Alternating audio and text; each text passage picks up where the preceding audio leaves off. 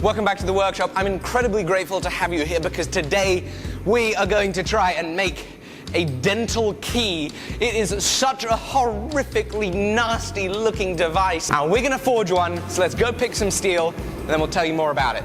Take this 16mm square, 5/8 square.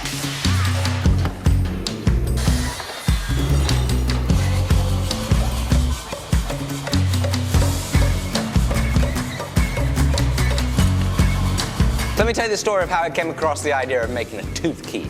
Now, I was sitting down last night watching myself a Dr. Mike video, and in there this barbaric looking device came up, and it turns out this was used to extract teeth in the 18th through 19th centuries. It's called a tooth key because you shove it into the mouth and it looks a little bit like a key and also works a little bit like a key in that it hooks over a tooth, you twist, and then the tooth gets removed. And apparently it didn't only look horrifying, it was horrifying because it often broke the tooth, broke the jaw, did huge damage to the gums, or removed teeth that it wasn't supposed to remove. So thank bloody goodness we live in the 21st century so we can enjoy anesthetic and better techniques. So now I'm going to head to the whiteboard and start drawing out a plan for how we forge this.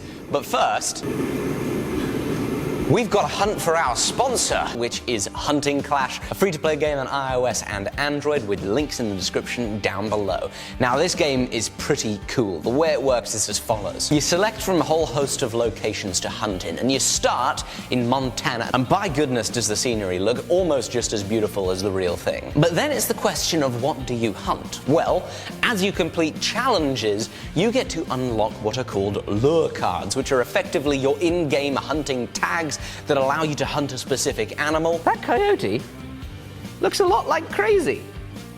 You are a little coyote. From common to mythic, and the heavier and rarer the animal that you hunt, the more points that you get. The visuals and graphics in this thing are incredible, and the realism is really, really off the charts, especially when it comes to the accuracy you need. And because of that, you're definitely going to want to upgrade your weapons as you progress, because you can get more accurate weapons that spoil less meat, allowing you to get more points. Now I've taken my Hunter Ed, so you would hope that we get 100% precision. Now, the competitive amongst you will be thrilled because you can compete 1v1 in duels against other players, and you can play in championships for the chance at the best prizes. I sincerely hope that you go download Hunting Clash for free at the links below for iOS and Android. Please go click that link, and thank you to Hunting Clash for sponsoring this video.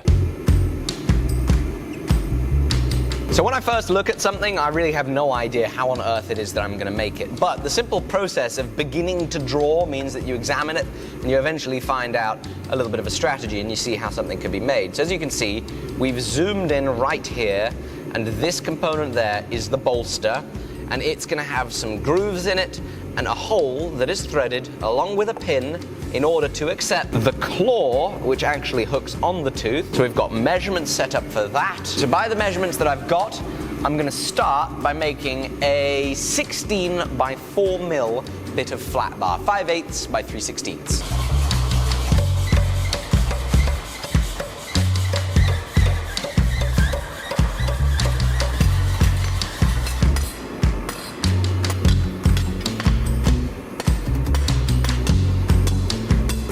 What have I done? Blacksmithing is a very perishable skill.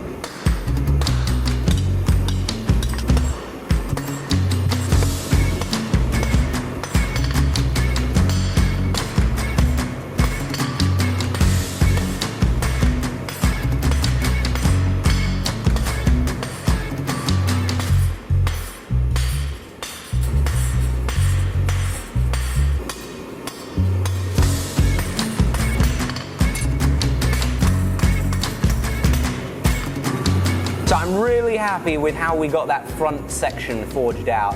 And what we're now going to do is start just isolating a little bit of material back here for some file work.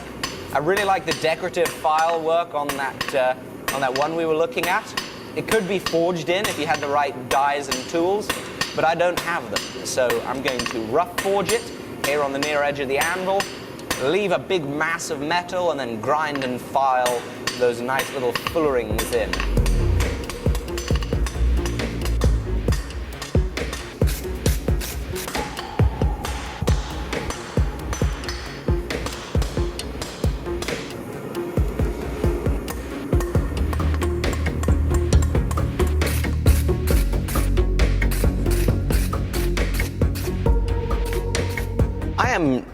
shocked with how well this is turning out. It's a very simple forging, but I'm very out of practice. So this, once it is bent, is obviously going to look like that. So we're now going to tackle the little grooves and ornamentations over at the jewelry bench.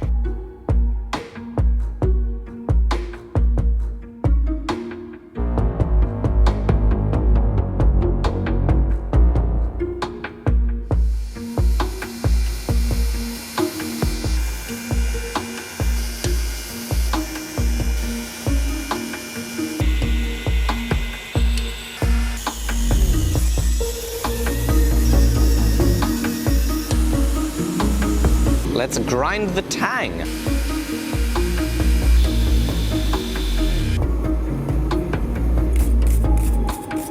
And now for the bend.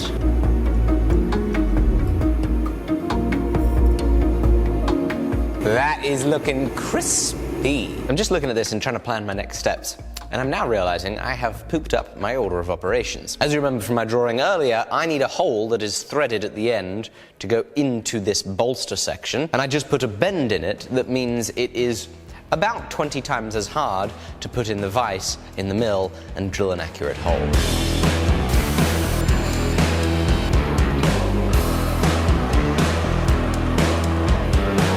It's now on to making some U-shaped cutouts, and we'll do that with the mill.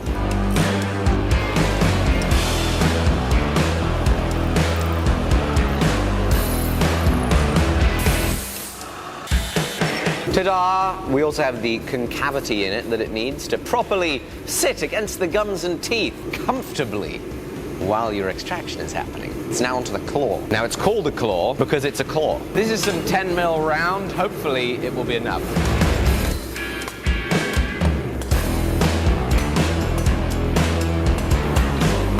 You're making a claw or a leaf? What? You're making a claw or a leaf? Oh, crap. Jamie, I'm making the wrong thing.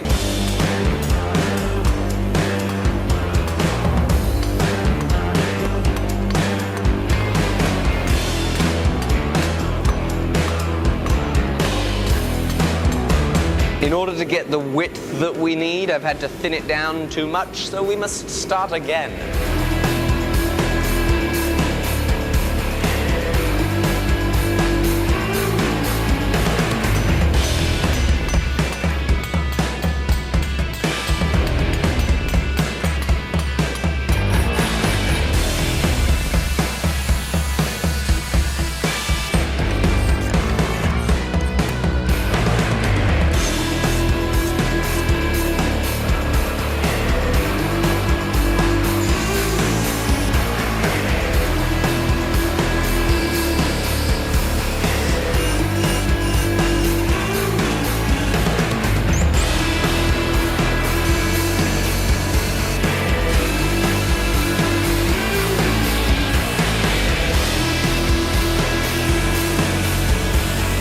Handle made. All we've got to do now, oxidize this, glue everything together, and we've made it!